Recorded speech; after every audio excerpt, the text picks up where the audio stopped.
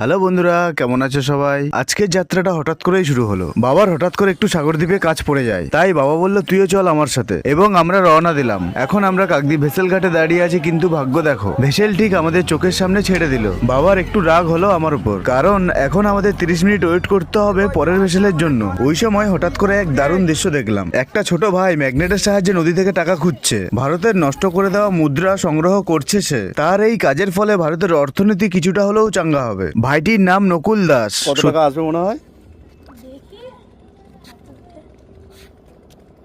ভালো করে ডান, অনেক টাকা আসবে মনে হচ্ছে এবার। হ্যাঁ আসবে তো।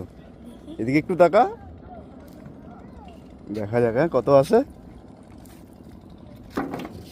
বাপরে অনেক টাকা এসছে তো। এর থেকেও বেশি আসে। সত্যি হ্যাঁ অনেক আসে, এর থেকে বেশি। হ্যাঁ, কত টাকা এসছে গন দেখি। 2 টাকা, 5 টাকা, 10 টাকা, 12, 13 টাকা, আর এই দুটো ছোট কয়েন। হাতে দেখি, অনেক টাকা এসছে একবারে। ভাই তাও সারাদিনে কত টাকা হয়? ও 100-150 টাকা মতো হয়ে যায়?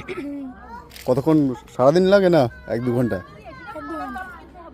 ও, একটু আগে, অল্প আগে 1 ঘন্টা ছিলাম, 60 টাকা নিয়ে গেছি। কত? 60 টাকা। 1 ঘন্টায়? বাহ। আমার একটু ঘরে গিয়েছিলাম, দেখছিলাম আজকে টিউশনে আছে নাকি নেই। পড়াশোনা করিস? হ্যাঁ, কোন ক্লাসে পড়িস? এইটা পড়িস? কোন স্কুল?